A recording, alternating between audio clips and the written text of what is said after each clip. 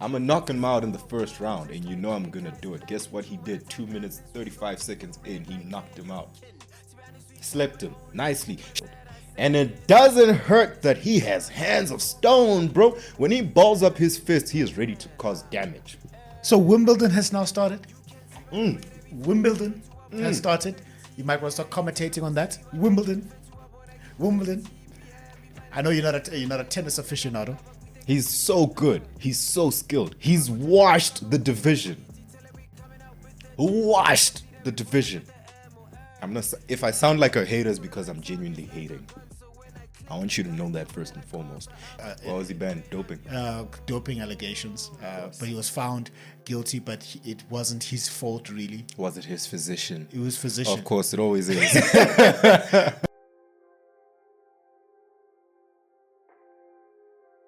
Cup World Cup. Yeah. Quarterfinals. We have a good chance of making the semis if we don't pull a Chelsea. We all playing. We're playing, I think it's Flamengo, playing a Brazilian team.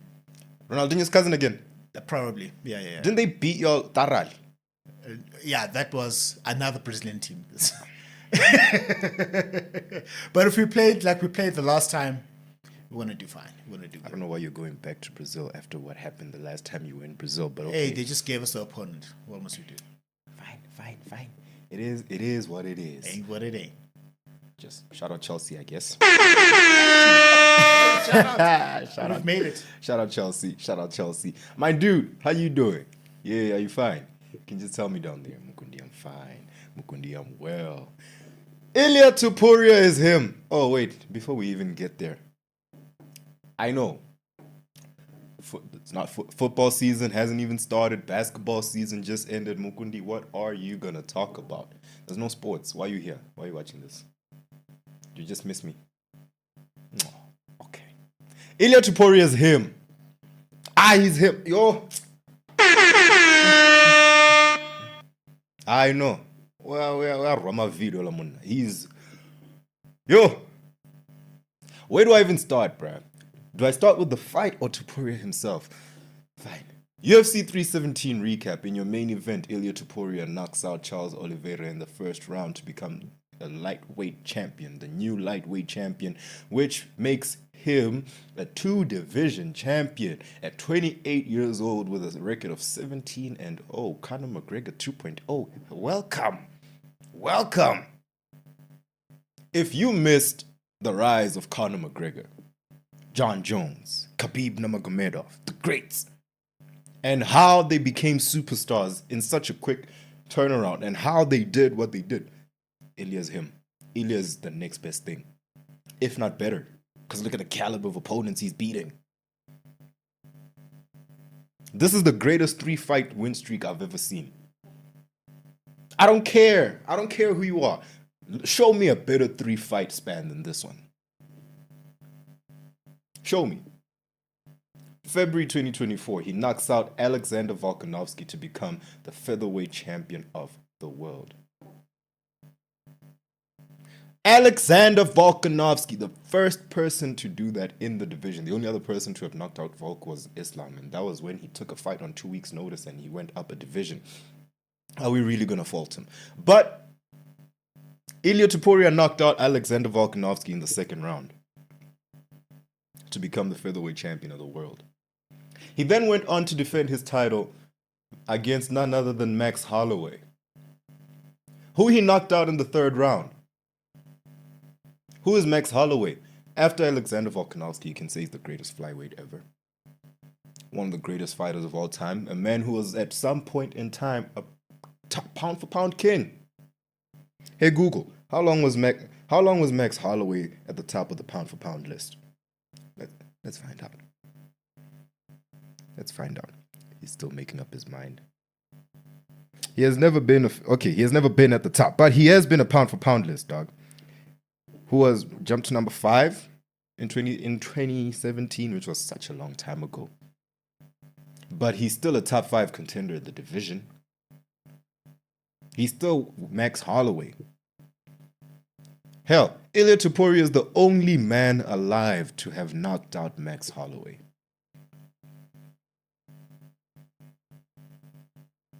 Oh, what does he do this past Sunday? Nothing. He just knocked out Charles Oliveira. Your favorite fighter's favorite fighter. The man who I was rooting for him in this fight, but I knew he'd lose. Does that make sense? Does that make sense? It's like when, if you're a Wizards fan and you're playing against the Celtics, you know what's happening. You're a Wizard fan and you will go support, but are you really going to be mad if they lose the game? Exactly. No. So that's exactly what this was. Charles Oliveira, 35 years old. One of the best of all time, one of the greatest in the division. UFC record for most finishes, most submissions. This is a great fighter. An all-time great, a future Hall of Famer. But I can't help but feel like they just put him in there knowing exactly what would happen. Topuria won this fight in badass, convincing fashion. I'm going to knock him out in the first round, and you know I'm going to do it. Guess what he did? 2 minutes, 35 seconds in, he knocked him out. Slept him nicely. Shit, he made him bleed in the first minute.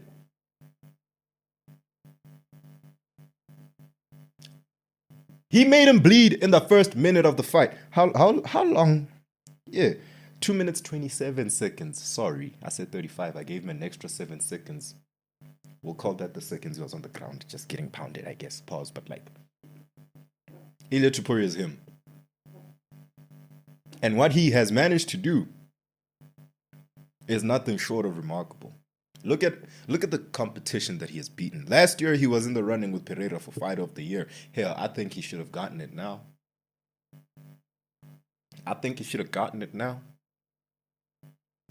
Damn, but Pereira had one hell of a year last year. Let me not even lie. Jamal Hill, Yuri Prohatska, Khalil Roundtree. Nah, he did good. He did good. Let me not lie. However, Ilia Topuria is on an astronomical rise. He's only 28 years old. He could have this division on lock for such a long time. And will he finally be the new generation? Will he finally be the young guy to kick all these other guys out of the lightweight division? Because we have said that the lightweight division is still stacked with talent, but these guys are getting old. Charles Oliveira, Justin Gaethje, Dustin Poirier, who's retiring next month in his last fight against Max Holloway, which is going to be premium entertainment, by the way. But Dustin Poirier, Michael Chandler. Thank God Tony Ferguson's gone, but like all of them, what's happening? Sure, Topuria seems to be doing it now. He already took out Max, who we can say was part of this division some way, somehow. You know, he bounces up and down between featherweight and lightweight. But what I'm saying is, he did that, took out Max, took out not Pereira, Bronx Oliveira. Paddy Pimblett is the closest thing to it when he beat Michael Chandler, and then he beat Tony Ferguson just before that. Besides that, these young lightweights can't seem to measure up to the old heads. We saw what they did to Darush. We saw what they did to Moicano. We saw what they did to Faziev twice. It's not like in welterweight where you got this new generation that's clearly on the come up. Your Ian Machado Gary, your Shavkat Rakhmonov, you know, you got your Sean Brady's in them. You got Jack Della Maddalena now, who is the champion at 30 years old. He's doing it for the welterweight division, and we're finally seeing it in the lightweight division. And Topuria is the man. Where to from here? They got Paddy Pimblett to get in the octagon. However, I would have loved to see Ilia versus Arman. But I'm mad at Paddy. This is the ratings fight, if you get what I'm trying to say. So we shall see how that goes. But you know what? I ain't even mad. If I get Paddy versus Ilia, it's a good fight. It'll definitely be a fight that might just go to the ground. Speaking of which, Ilia's takedown defense was insane, bro. Like, this dude is just so much better. Like, he really is. He really is that much better than everyone else. He's the dude he thinks he is. He can be arrogant because he backs it up. What are you going to do with Volkanovski? Oh, I'm going to knock out Alex Volkanovski. What do you do? He knocked out Alex Volkanovski. What you gonna do with Max Holloway? I'm gonna stand and bang with Max Holloway. What do? He stood and banged with Max Holloway, took him out in the third. Charles Oliveira, he went up to Charles Oliveira in the face-off. In the face-off. We are facing off to fight. I am looking you in your eyes as a man. You are looking me in the eyes, and we are getting all the fear out the way if it's there. And what does he say? I'm sorry that it had to be you. What you doing if your opponent pulls up to you and says, I'm sorry it has to be you? I would be sorry it's me too. Dog. Oliveira was the sacrificial lamb here. I'm sorry. But no, every fight fan that I talked to knew the outcome of this fight. We were excited. It's the first, I've never seen anything like it. We were all excited for this fight, even though we all knew the outcome. Why is that? Because Oliveira is that exciting? Yeah, sure. Oliveira is that great? Sure. Ilia is that great? Sure. However, I have never seen anything like it. Everyone knew the outcome of this fight, and yet everyone was excited and tuned in, and we all got what we expected. Ilia by knockout. Didn't expect it 2 minutes and 27 seconds in, though. That's cold. That's cold. And he said it. I am going to knock him out in the first round. And you know I'm going to do it. And he did just that. What else is there to say? What else can we say? Ilia Topuria, the great, he's here. He really is. And he represents, as he always says, we need to listen. Like, the problem is, we don't listen. Since Volkanovski, he's been saying, I represent, those guys are great. And he always gives them props. Those guys are great. But I represent the new generation of MMA. And we may just have to accept that it's true. It can't just be he's younger chat. No. He's definitely that much better. He's definitely that much more skilled. And it doesn't hurt that he has hands of stone, bro. When he balls up his fist, he is ready to cause damage. I said it before when he was fighting Max Holloway. Topuria hits, bruh. With every strike, it looks like he's getting ready to put you to sleep. And clearly he does a lot of that. Where's the future from here? I don't know where Oliveira goes next. He's still a top level fighter. But I think that's enough title shots for him. I don't think Charles Oliveira will ever reach the mountaintop again. I'm sorry, but that's the truth. He's a great fighter. I love him, but that's as good as it gets now. What he can now be is a litmus test. You beat Oliveira, you belong with the elites in the division. That's what he's going to do. From now on, he's just going to take legacy fights. That's my opinion. All right, moving on to the flyweight division, where we have another generational run. Alexandre Pantoja defends his flyweight title in the third round via Kai Kara France via submission. And once again, he did it the same way he did it all those months back when he was fighting Kai Asakura. Remember when we imported Kai Asakura from Japan to come fight Alexandre Pantoja? And he literally put him to sleep because he choked him out? Yeah, he did the same thing to Kai Kara France, but he didn't put him to sleep. He tapped him out. But still, don't let that man get your back. That's his fourth title defense now. And I'm going to sound like a hater. And this is genuine hate, by the way. Like, it's warranted. If I sound like a hater, it's because I'm genuinely hating. I want you to know that first and foremost. See that thing that Kai does, his thing. I get that that's why I love pro wrestling, because I see elements of it in every other sport. But that thing that he does where I'm a Kiwi. Stop that shit, bruh. Stop that shit. It's your culture. I know. And you're proud of it. But you can't be doing that all the time, dog. Hey, public appearance. Face off. You go to the octagon. What the hell, bruh? Like, I get it. You think it looks cool, but I'm here to tell you it doesn't. Call me a hater all you want. That shit just makes me, man. I'm so foul mouthed. I'm sorry. That. Yeah.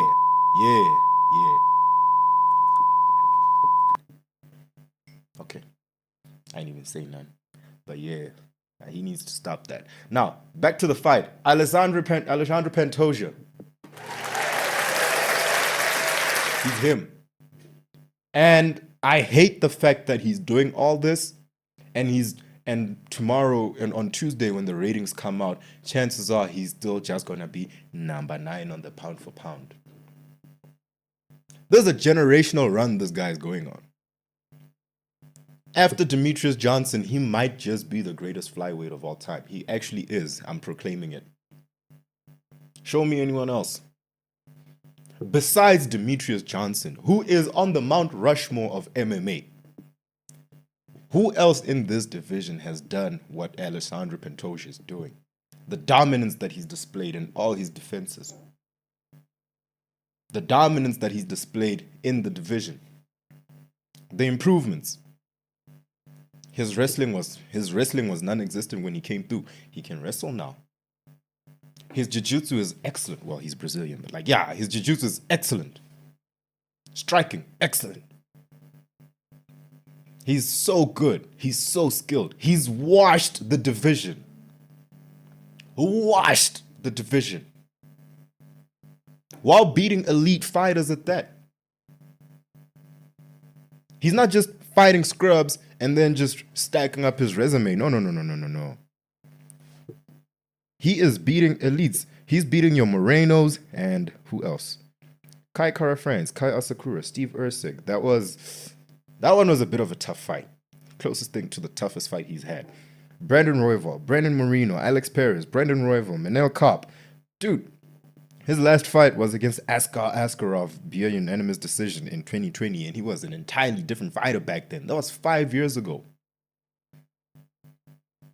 And in those 5 years, he's not only dominated the division, but he's washed it. He's defended his title 4 times. The hardest thing to do in the UFC is to defend your title. Winning is easy. Well, not easy, but we've seen people win. What we haven't seen are people defend their titles. It's not easy. It's not easy. But he's doing it. He's doing it. Shout out. The GOAT. There's no basketball. What are we waiting for? What are you waiting for? There's no basketball. I'm still trying to think who is really going to win the title next year. I said Cleveland, but actually LeBron is winning the title. He's winning his 5th chip, and he's going to be the greatest of all time. That's what he says. I don't believe it. I was literally telling him earlier today that LeBron's run in LA has been so uneventful. Minus that one chip, which, sure, got a chip. But besides that, the other 7 years have been so uneventful. It's hard to forget. It's hard to remember that he's been in LA for 8 years. He didn't even spend that long in Miami. Think about that for a minute. All right. Oh, Malik Beasley. We got to talk about Malik Beasley. They say he's under investigation for gambling and everything. And then now, lowlights of him have started circling on the internet. Yeah, he did that. This dude, there's videos of this dude literally just dropping the ball, being still on defense. It's crazy. You gotta watch it. Malik Beasley might just be out the league, but we shall see that at another day. What you got for me, bro?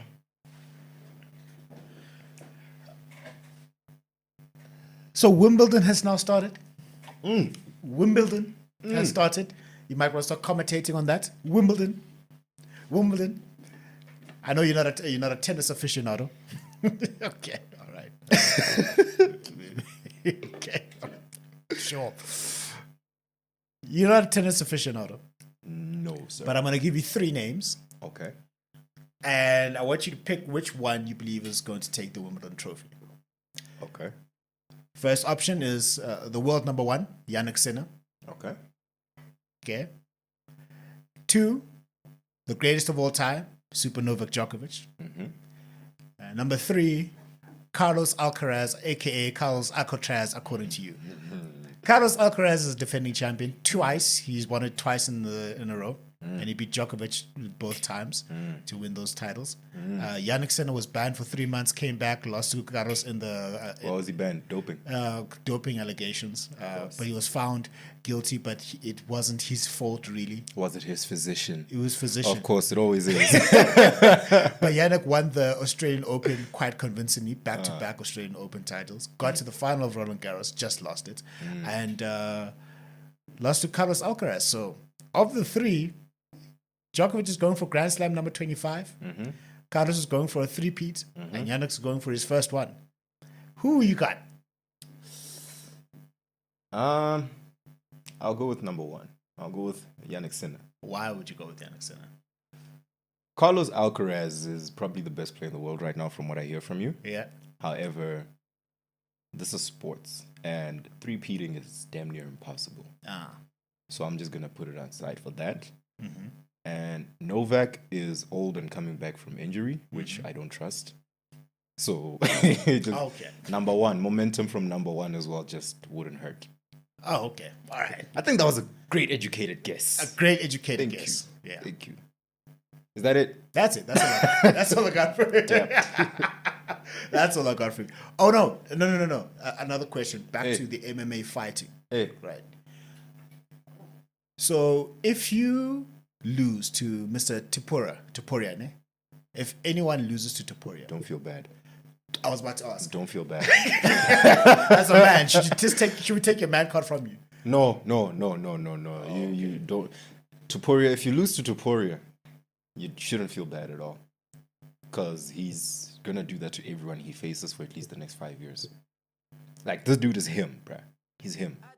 And if he keeps his life in check, he's on a GOAT trajectory. That's it. Yeah, we talked MMA today.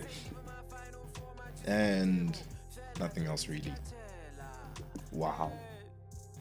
1 week without NBA basketball. Tough time. Are you okay? Are you handling it well? I'm not. I'm struggling. It's been a week with no basketball. I think I'm getting withdrawals. Football season hasn't even started yet. It's not even around the corner. Football is currently on because it's the Club World Cup. It's playing right now. Okay. Shout out to all the soccer fans. Hey man, this has been episode 39. Go out there, enjoy sports, be nice to your mother, and as always, enjoy the violence.